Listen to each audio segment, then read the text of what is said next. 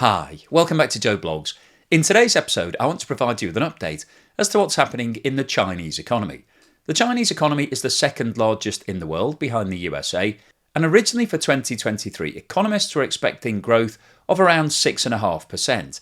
However, that growth forecast has been downgraded, and the latest estimate for this year is now 5%.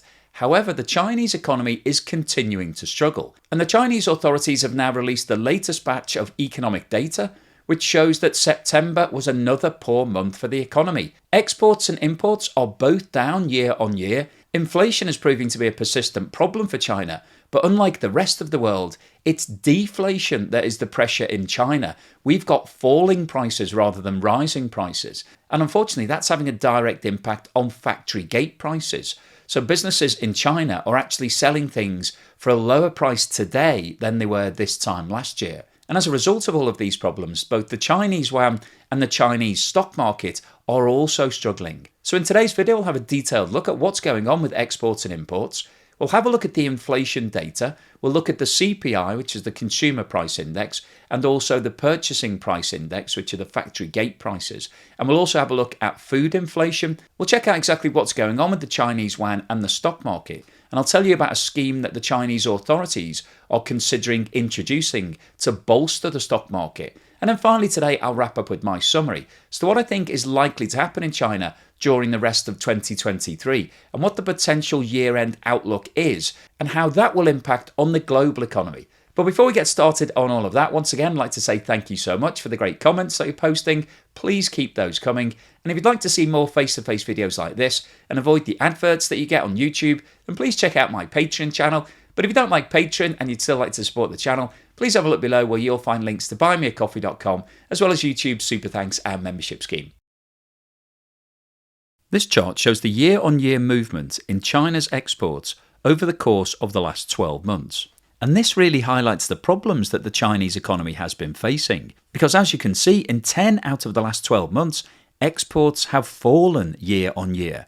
And manufacturing and exports are the main driver of the Chinese economy. That's what China's built its economy on. So that represents a major problem when you've got year on year falling exports. And if we look at the latest data for September 23, you can see that year on year exports are down by 6.2%. And just to remind you, the expectation for the Chinese economy is 5% growth for 2023. So a year-on-year fall of 6.2% represents a significant shortfall against that 5% growth target. Now, when we're looking at a graph like this, one of the ways of understanding what's happening in the economy is to look at the trends, what's happening month on month. So if we go back and look at the situation at the end of 2022, you can see that in October, exports fell by 0.3%, so a very small amount. However, in November, December and January, exports were down by 9%, 10% and 10.5% respectively, which basically represents a crash in the economy. And the reason that exports were falling so dramatically at that time was that China was still operating a zero-tolerance policy with regards to the COVID-19 pandemic, even though it was 3 years on from the initial cases and the rest of the world had actually moved away from having draconian lockdowns. The Chinese authorities then decided to change all of its policies and removed all of the restrictions. And as a result of that, there was a significant improvement in exports. And in March, exports were up by 14.8% year on year. And at that point, the expectations were that the Chinese economy was going to have a very strong 2023. This was the bounce back that everybody had been waiting for. However, unfortunately, at the same time as that was happening, the rest of the world started to go into slowdown. And in April, the year-on-year increase in exports reduced to 7.3%. In May, China returned back to negative territory when exports fell by 7.1% year-on-year. The reduction in exports accelerated to 12.4% in June. And in July, exports fell by 14.3% year-on-year, which was a nightmare for the Chinese authorities. They then introduced a variety of policies to try to stimulate the economy.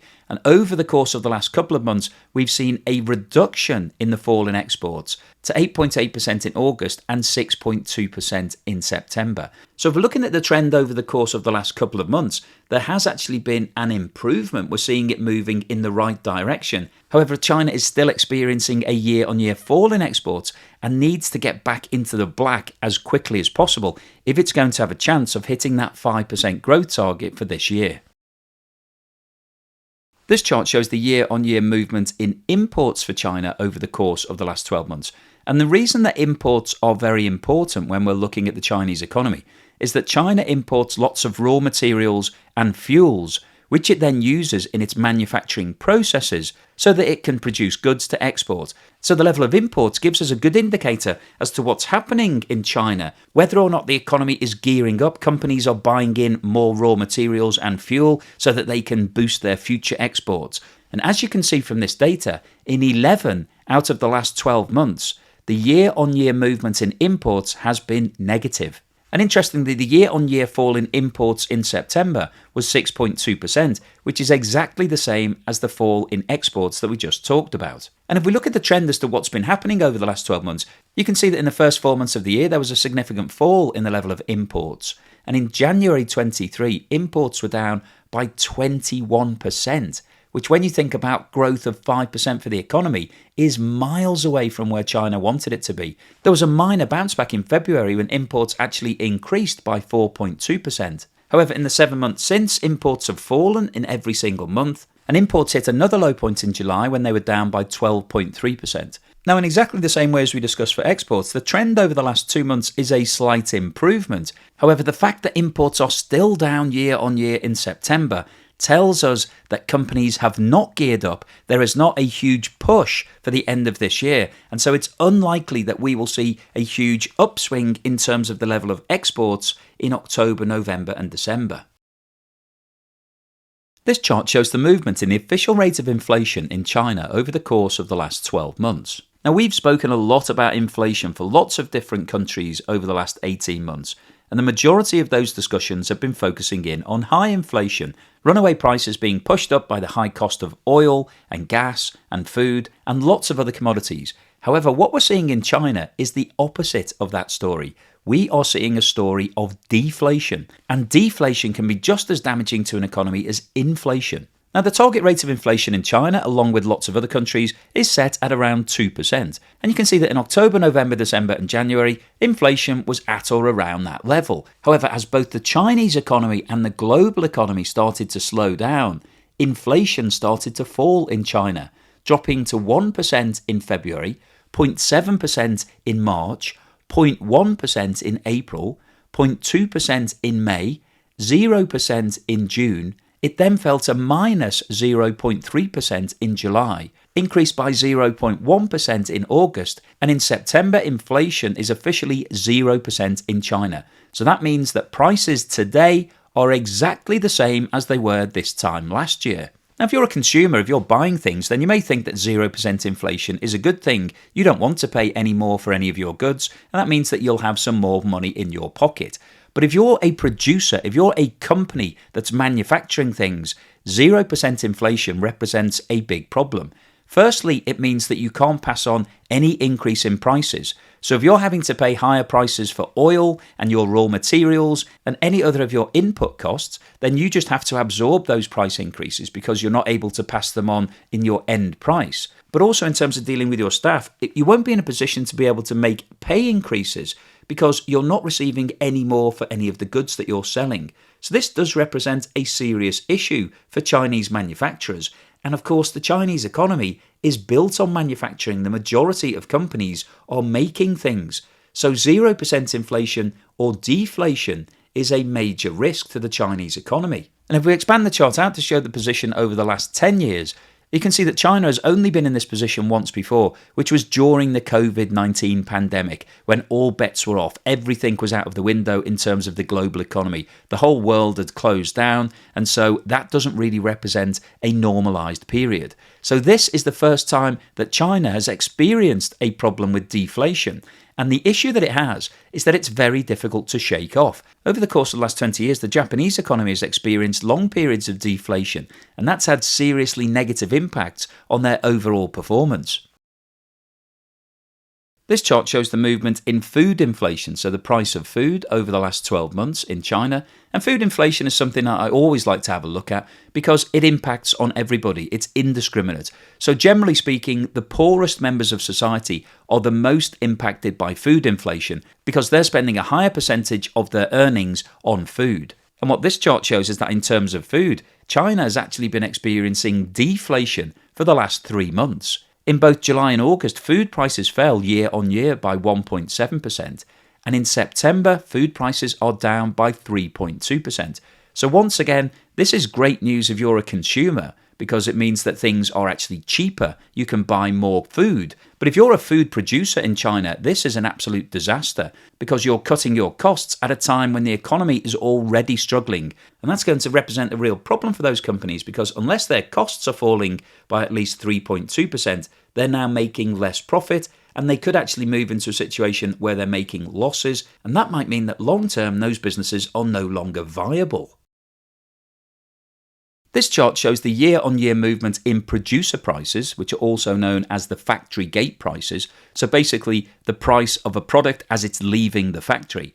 And as you can see, over the course of the last 12 months, producer prices have fallen in every single month. And the figures for September 2023 show that producer prices are down by 2.5%. So what that means is that on average, producers in China today are selling their products for 2.5% less than they were this time last year. And as we've just discussed for food inflation, unless your costs are falling by at least 2.5%, that means that your profit margins are being squeezed. And for a lot of these manufacturing companies in China, they operate on very thin margins. Their whole business model is based on volume. They sell a large quantity of products for a very small margin. So when you have a fall of 2.5% at the factory gate, that may well mean the difference between making a profit and making a loss for a lot of these companies. And if we look at the trend as to what's been happening over the last 12 months, you can see that in the first 5 months of the year, the reduction in prices was relatively low, 1.3% in October and November,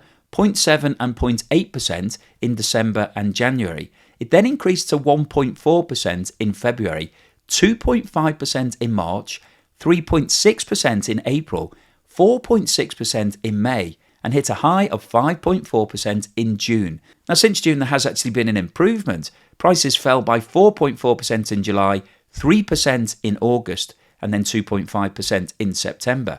But when you take a step back and look at this overall picture, the cumulative impact of this year-on-year fall in prices over the last year is going to have a devastating impact on lots of these companies. They may be able to absorb a drop in prices for 1 or 2 months. You can take that as a blip. Look at it as just a short-term trend.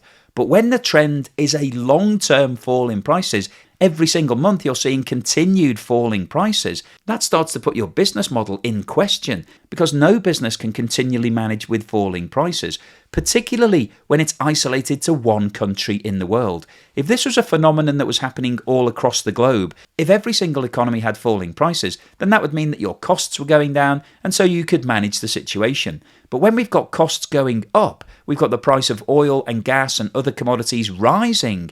That's putting more pressure onto these Chinese businesses and meaning that it's cutting their profits and could push a lot of them into a loss. And in terms of looking at this in the context of the year-end outturn of a 5% growth for the Chinese economy, things need to improve significantly in the last quarter to help these businesses. The trend over the last few months has been an improvement, but we are still seeing a year-on-year fall in prices in China, and until that reverses itself, Chinese businesses are going to struggle.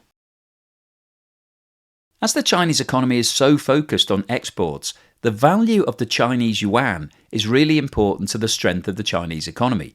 And this chart shows the movement between the US dollar and the Chinese yuan, and what this shows is that 6 months ago, $1 US was trading for around 6.9 Chinese yuan.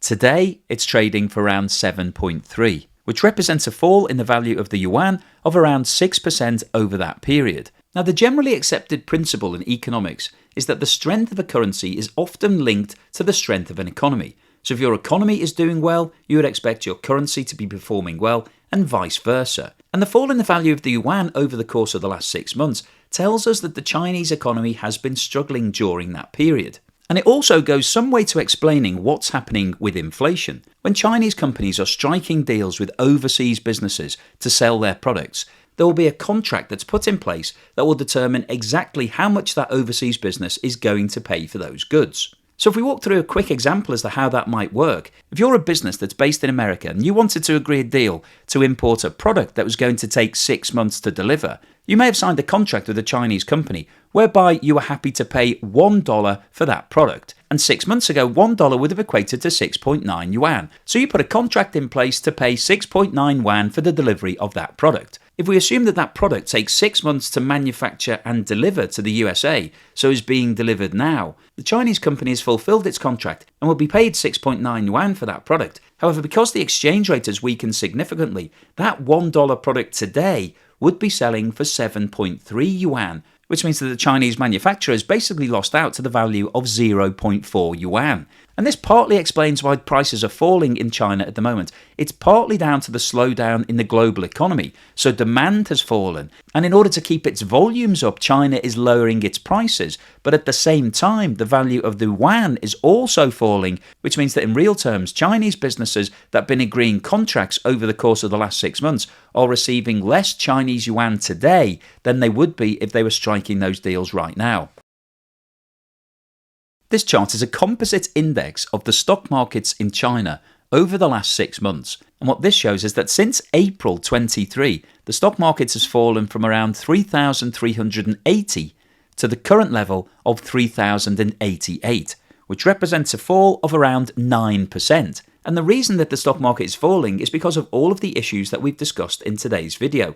Exports are down, imports are down, prices are down, and the Chinese yuan are down. So that generally means that companies in China are not performing as well as they were historically, and that there's less incentive for overseas investors to be putting money into the Chinese stock markets at the moment. And in order to put the performance of the Chinese stock market into context, this chart shows the stock market index for the USA over the same period.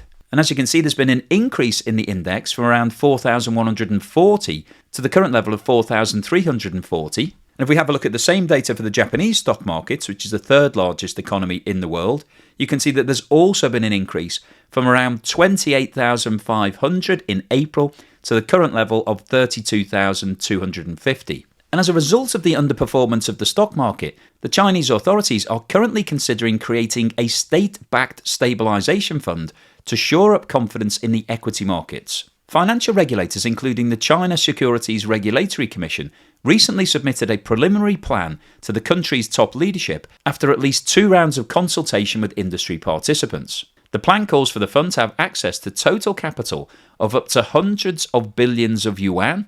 And this move comes after China's big 4 state banks recently announced that their controlling state parent shareholder recently bought their Shanghai traded shares and plans to further increase its holdings in the next 6 months. So basically, this is a way of the Chinese authorities buying shares in Chinese companies to keep their prices up and therefore keep the stock market index high to avoid a complete stock market crash.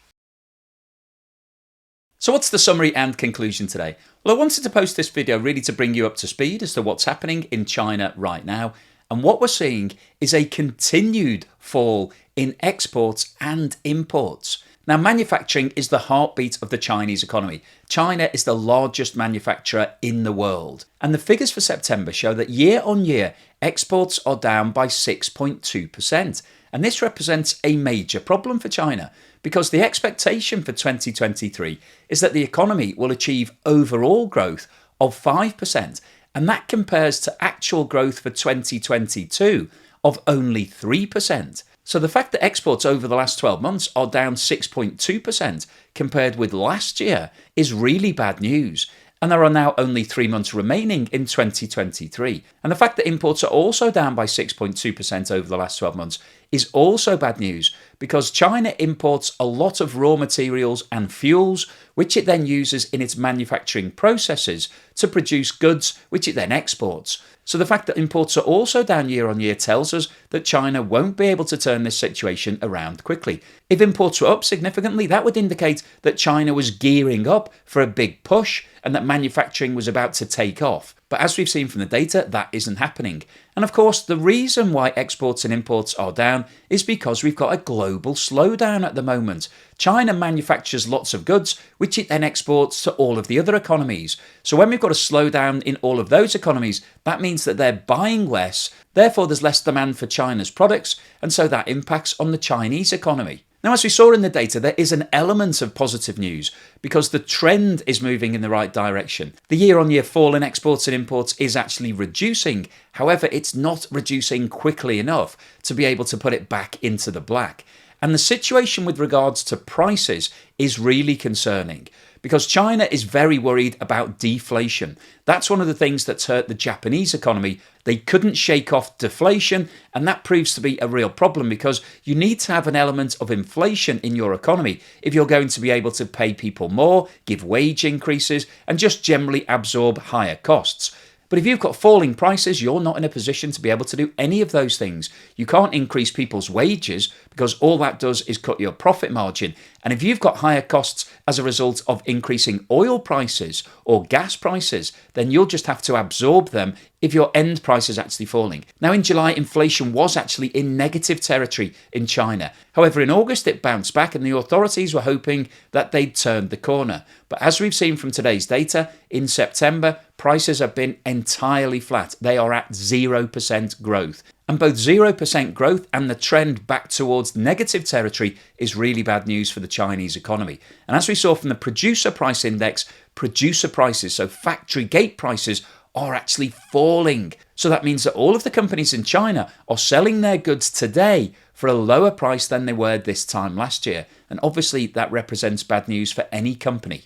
And as a direct result of all of these factors, both the Chinese yuan and the Chinese stock market are down significantly over the course of the last 6 months. And the Chinese authorities are so concerned about this situation that they are now talking about setting up a fund to bolster the stock market, to basically buy stocks to keep the prices up, which in some contexts could be considered to be market manipulation, but really shows the level of concern that is now spreading all across China. And of course, one thing that we haven't talked about in any detail in today's video is what's going on with the property sector. The property sector equates to around 25% of the Chinese economy. And over the course of the last 20 years, it's been booming. That's been a big driver of the economy. Lots of people have been buying property, lots of people have been employed in the property industry, and it's been a win-win situation. But over the course of the last few years, the tide has turned. The property developers have got into serious difficulty because the debt supply was switched off. And we've got huge companies such as Evergrande and Kaiser,